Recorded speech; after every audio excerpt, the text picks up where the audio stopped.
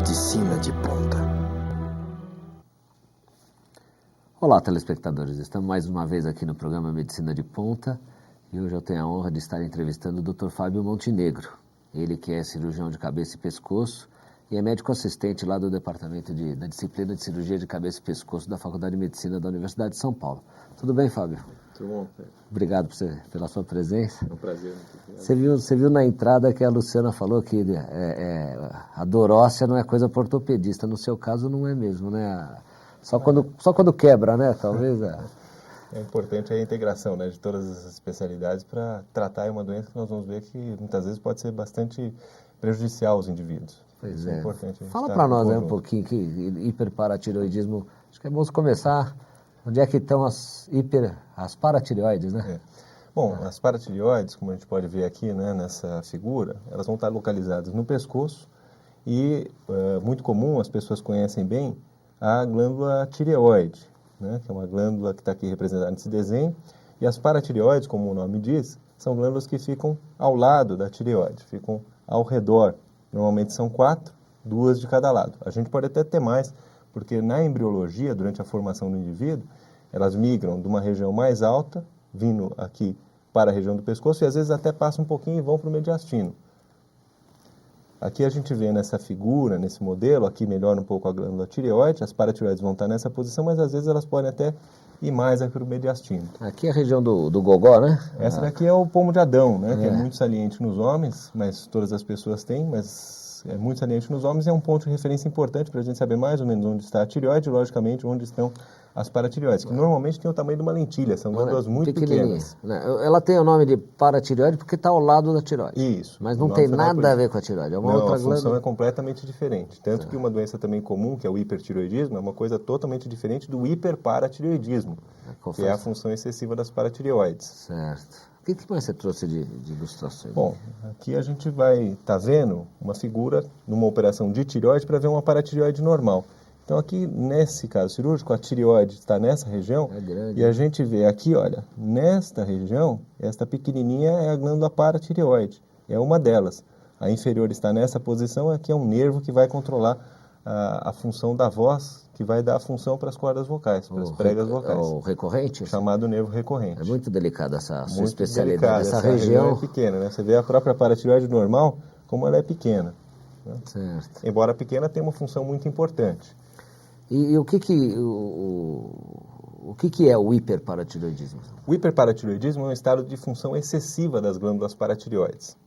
E isso pode ser por um problema da própria paratireoide ou decorrente de algum problema metabólico prévio. Por exemplo, a insuficiência renal leva a um estado de hipocalcemia. E isso pode estimular muito as glândulas paratireoides e elas funcionarem excessivamente. Peraí.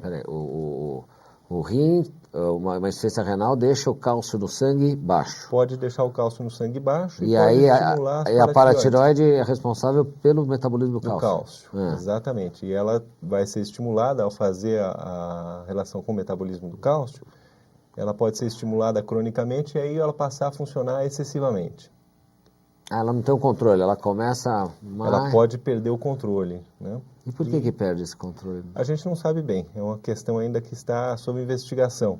Não temos ainda um conhecimento de certeza por que ela não repara de responder. É por isso que normalmente vocês acabam extraindo as paratireoides, porque você talvez no futuro descubra qual seja esse mecanismo, sim, muitas algum medicamento para frear ela medicamentosamente. Isso, aliás... Mas por enquanto você vai lá e tira. Nesse tipo de doença, quando é secundário, a gente tenta retirar. Agora, no primário, a causa muitas vezes a gente não sabe, e aí o tratamento ele vai ser cirúrgico. Perfeito. E quais são essas causas do hiperparatireoidismo? Bom, as causas a gente vai estar vendo, né? Aqui só voltando um pouco aquele comentário, que a paratireoide às vezes pode estar aqui dentro do mediastino. Então aqui é um caso operado, o tórax teve que ser aberto para localizar uma paratireoide doente. E aqui só retomando um pouquinho a questão da fisiologia, do funcionamento. Então a dependência do estímulo de cálcio, que vai estimular as paratireoides, e a relação com a função do rim, que vai reabsorver o cálcio, a relação com o intestino, que é estimulado a absorver o cálcio, e principalmente, onde a gente vai ver maior manifestação dos sintomas, o hormônio da paratireoide, que vai tirar o cálcio dos ossos para aumentar o cálcio no sangue. E, logicamente, esse sistema trabalha em equilíbrio. Como eu falei, o hiperparatiroidismo pode ser primário ou secundário, e no primário, que é um problema da própria paratireoide, ele pode ser isolado, haver uma doença que acomete famílias e ainda estar associada a outras doenças endócrinas. São casos bem interessantes. E no primário. No primário. E no secundário, nós podemos ter a insuficiência renal crônica, que é a principal causa no nosso meio, mas outras doenças que às vezes levam a uma deficiência de absorção de cálcio, ou alguns medicamentos, também podem estimular as paratireoides cronicamente. E elas funcionarem agora sem aquele mecanismo de regulação. Que medicamento que pode influir com a paratireoide? Alguns antidepressivos têm, às vezes, esse efeito e podem levar a quadros de hiperparatiroidismo induzidos pelo antidepressivo. Mas aí a pessoa parando de tomar um antidepressivo... Pode haver uma reversão, mas existem alguns casos relatados em que não houve reversão e aí até precisou muitas vezes de uma cirurgia. Mas pelo que eu estou sentindo de você, quando a paratireoide ela sai um pouco do funcionamento normal dela, ela vai para um hiperparatiroidismo, é difícil ela voltar para trás? Em geral é difícil. Quando ela faz uma hiperplasia, uma hipertrofia? Normalmente a gente chama, nos casos de primário, são proliferações monoclonais, adenomas, os casos mais comuns, e quando é secundário, geralmente a gente atribui a hiperplasia, quer dizer, um funcionamento de todas as glândulas por uma hiperplasia, uma função de todas as células em conjunto. Perfeito. Né? E em termos dos sintomas, né, que são importantes, a gente pode observar esse caso índice. Esse era um marinheiro mercante dos Estados Unidos, como ele era no começo da sua vida e depois de algum tempo com o hiperparatiroidismo, a grande prejuízo da estrutura óssea dele, com fraturas de vértebras, levando a uma perda substancial da altura, e além disso ele tinha problemas num outro órgão que vai ser afetado por um excesso de função das paratireoides, que é o próprio rim, que pode ter a deposição de cálculos renais. Quer dizer que esse marinheiro, ele perdeu aí quase 30 centímetros de altura. Praticamente isso. Mas devido ao que? A fraturas das vértebras? Das vértebras. Por osteoporose? Um achatamento das vértebras pela função do PTH excessiva, que enfraqueceu seus ossos. Sei. E aí levou a fraturas de repetição e ele teve todas essas complicações. E além aí, do quadro de dor óssea. Por isso, normalmente dá dor óssea é devido às fraturas ou pode dar dor óssea mesmo para a pessoa que pode não tem dar fratura? a dor óssea sem fratura. Normalmente, nos primeiros sintomas, acaba sendo a própria dor óssea. Dor óssea em que lugar que dói mais? Olha, geralmente é uma dor generalizada pelos ossos. Não é um lugar preferencial. Mas o que é mais interessante é que essa é uma doença muito comum. E, na maior parte das vezes, ela é assintomática. Nos Estados Unidos, ela é detectada principalmente através de exames laboratoriais pela dosagem do cálcio. Normalmente, o cálcio no sangue está elevado. E o indivíduo, ao fazer um exame de rotina de sangue, é também dosado o cálcio. E aí se inicia o processo diagnóstico. E muitas vezes esses indivíduos não têm qualquer sintoma ainda da doença. O que é interessante porque nós não precisamos chegar, às vezes, a uma fratura para eventualmente tratar esses indivíduos. Qual que é a incidência? Olha, a incidência, ela fica mais ou menos, isso em estatísticas dos Estados Unidos, em torno de 20 casos para 100 mil habitantes. Perfeito. Isso é grande a incidência. É relativamente grande. Uma boa parte desses indivíduos tem indicação para tratamento cirúrgico. Muitas vezes os indivíduos assintomáticos podem ser observados, mas é uma incidência relativamente grande na população. Bastante, 20 para 100 mil é bastante. Ainda o diagnóstico ele é muito pouco feito, porque muitas vezes aqui no nosso meio se espera o doente ter sintomas para ser feito o diagnóstico. Tardiamente, né? Às vezes uma fratura, ou como nesse caso, sendo um indivíduo jovem, e a gente vê a radiografia dele, ele tinha em torno de 40 anos, ele já tinha uma prótese no quadril, aí que é a sua área, e ele tinha vários cálculos renais, inclusive já com uma perda de função renal. Quer dizer, ele tinha... Consequência da doença do hiperparatiroidismo. Esses cálculos, quer dizer, ele tinha uma doença renal, enfraqueceu o osso, ele já teve uma fratura do colo do fêmur, né? Exato, ele teve já várias complicações do hiperparatiroidismo. E esse indivíduo, ele estava aposentado. Então, um indivíduo com 40 anos, aposentado por invalidez. Ele tinha fraturas bilaterais da região do fêmur. Em termos de consolidação, uma pessoa que tem uma fratura, também a consolidação é retardada? Fica retardada, fica prejudicada porque o osso está sendo desmineralizado. Então, normalmente, até em alguns casos, nós antecipamos o tratamento do pescoço, da paratireoide, para que o tratamento ortopédico tenha mais sucesso. Existem outros sintomas associados, né? Não é só a dor óssea, eu sei que sim, a principal é a dor, né? Mas quais são as outras coisas que as pessoas devem ficar alertas para ver se identificam no quadro, né? Quem sabe? Sem dúvida. Existem outras maneiras da doença estar se manifestando. Como falei, né? Uma parte de indivíduos são assintomáticos e outros podem apresentar quadros muito pouco característicos, confusão mental, um cansaço crônico, alguns indivíduos têm quadros depressivos que são dependentes das alterações bioquímicas causadas pelo hiperparatiroidismo e até manifestações do aparelho digestivo, manifestações gastrointestinais. A gente pode ver aqui um pouquinho, né? O que na gastrointestinal? Olha, até alguns casos, por exemplo, a pancreatite pode ser desencadeada por uma das causas de pancreatite é a hipercalcemia, que a gente vê aqui relacionado. Úlceras pépticas, o metabolismo do cálcio também participa um pouco, às vezes, de estimular a secreção ácida gástrica. Então, às vezes, as manifestações podem também estar relacionadas ao aparelho digestivo. Mas, logicamente, as mais frequentes são mesmo as dores ósseas, eventuais fraturas e os problemas renais, aqui a nefrolitíase, né, os cálculos renais, que muito frequentemente podem estar sendo causados pelo hiperparatiroidismo.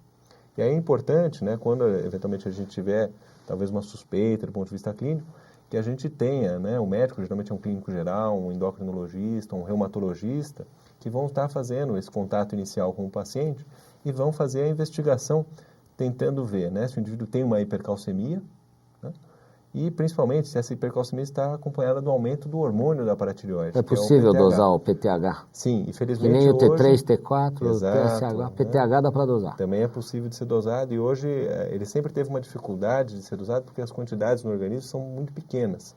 São frações picomolares. Pico? Pico menor do 10 que nano? a menos 12. Nossa. E então, logicamente, isso leva a uma certa dificuldade técnica. Mas hoje os exames de dosagem de PTH são muito confiáveis e têm facilitado muito o diagnóstico do hiperparatiroidismo.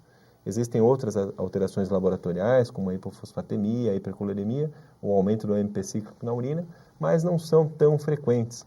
Basicamente, o diagnóstico do hiperparatiroidismo primário vai estar relacionado à detecção da hipercalcemia e do aumento do hormônio da paratireoide, do PTH. Esses todos são exames de sangue, né? De sangue. De urina, vocês costumam usar algum exame aqui? Podem ser usados a calciúria, mas basicamente para o diagnóstico a gente vai depender da hipercalcemia e do PTH. Você tocou no assunto aí que pessoa que tem pedra no rim, todo mundo fala, toma muita água, não sei o quê, mas quer dizer, é lógico que o urologista, o nefrologista vai investigar. Sim, eles normalmente com certeza vai investigar, porque uma das causas, então, da pedra no rim é um hiperparatiroidismo. Pode ser. Não é que a pedra no rim vai causar hiperparatiroidismo? Normalmente não.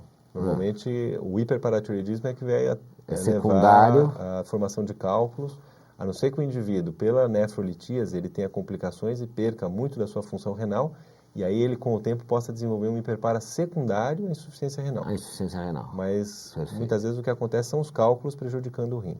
E, logicamente, os urologistas e nefrologistas estão atentos a isso e sempre fazem essa investigação. Perfeito.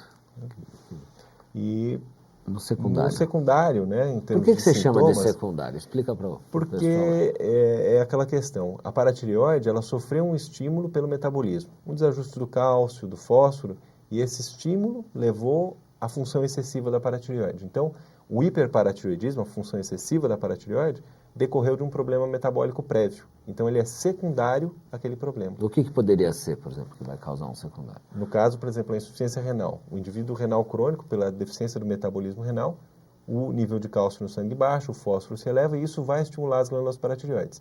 Elas começam, numa fase inicial, a funcionar pouco, mas às vezes elas proliferam demais. E aí, pode até se corrigir o fósforo, se corrigir o cálcio, elas não param de funcionar. E aí a gente tem que intervir.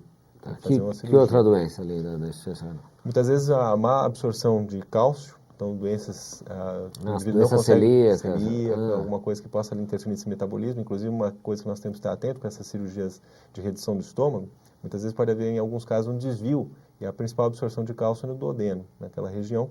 E esse desvio, então, é uma preocupação, sim, nesses indivíduos, da gente estar atento ao metabolismo de cálcio, porque eles podem fazer um hiperpara secundário também. Né? Mas, basicamente, a maior parte dos doentes que nós vamos ver no nosso meio são indivíduos renais crônicos que tem muito, eventualmente, aqueles transplantados renais, porque o estímulo foi feito numa fase inicial. Então, o que a gente acaba vendo mais é isso. Perfeito. Né? E os sintomas nos renais crônicos, isso aqui, dados de 2000, uma dor óssea muito importante, tumor marrom, leontíase facial. É um pouco diferente. O que é leontíase? A leontíase é uma deformidade no rosto. Leontíase óssea. E leontíase óssea. Olha aqui, frequência em dor óssea 92,5%. Exato. Enorme. Fratura, 25% das pessoas com hiperpara têm fraturas patológicas? É isso? Essas são fraturas patológicas. Isso, felizmente, são dados de 2000. Hoje, os indivíduos renais crônicos estão tendo seu diagnóstico de hiperparatiroidismo mais precoce e estão sendo tratados ainda antes de acontecerem essas complicações. Perfeito. Aqui são as possíveis alterações no raio-x, calcificações extraesqueléticas, osteopenia. Fecha aqui um pouco mais para pegar esse detalhe aqui. Onde está minha unha aqui, minha? Fecha, você consegue fechar mais? Importante calcificação nas estruturas não dá para ver, não, mas as artérias radiais estão calcificadas, estão com placas de deposição de cálcio. Importante. Quadro grave nesses indivíduos. Perfeito. E da reabsorção. E uma coisa que a gente tem que estar atento, porque às vezes a dor óssea no doente renal crônico, ela não é só de hiperparatiroidismo. Existe uma série de outras causas que o nefrologista vai investigar. E, logicamente, o diagnóstico vai estar apoiado não só no quadro clínico, mas também nas dosagens laboratoriais de PTH de cálcio e, em alguns casos, dada essa multiplicidade dessas doenças, a necessidade da biópsia óssea, antes da gente pensar em fazer uma intervenção no pescoço, antes de tentar pensar em cirurgia. Normalmente você tira osso da onde? Da onde que é feito? Normalmente essa biópsia é feita na crista ilíaca. E sem ser cirúrgico ou só com anestesia local? Pode ser feito com anestesia local. E muitas vezes os próprios nefrologistas que fazem essa biópsia. Perfeito. Eles têm um instrumento, uma trifina, que faz essa biópsia sob anestesia local. Fala que não vai doer nada, vai... Não, normalmente se faz uma sedação leve, mas é um procedimento que o indivíduo vai para casa um pedacinho pequeno de osso. E aqui a gente pode ver um pouquinho, esse é um caso de um tratamento no caso de uma hiperplasia. As glândulas, como nós falamos, têm o tamanho de uma lentilha normalmente, menos que 1 centímetro. E essas glândulas estão hiperplasiadas. E nessa doença nós tiramos não só as 4 paratireoides, mas também o timo. Faz parte do tratamento desse tipo de doença de hiperparatiroidismo. Normalmente, se a gente tirar as 4, o indivíduo pode ficar sem nada de PTH. Isso não é bom. A gente procura uma parte dessas glândulas, fragmentá-las e fazer um implante na musculatura do antebraço. Elas podem funcionar. E uma parte nós guardamos criopreservadas, porque se não houver um funcionamento do antebraço, nós podemos, com o tempo, aqui é um caso clínico, que após 21 meses, sem níveis detectáveis de PTH, foi implantada a paratireoide preservada e a gente vê em azul a produção de PTH. Quer dizer, você deixou ela congelada, reimplantou, ela voltou a funcionar. Exatamente. Poxa, isso é bacana.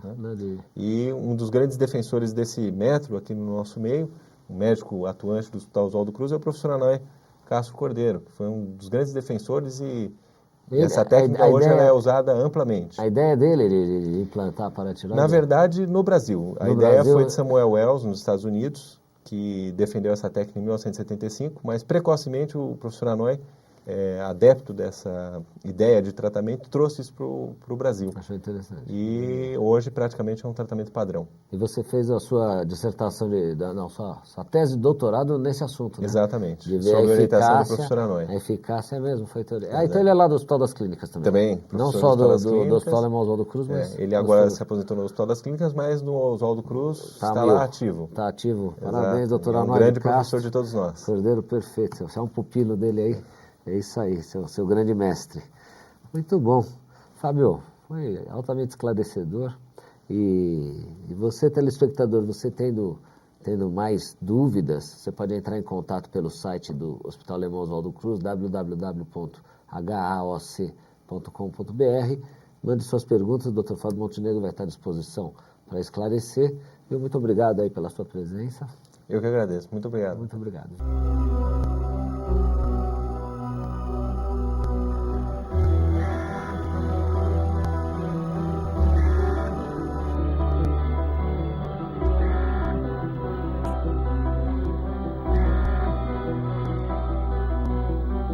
Medicina de ponta.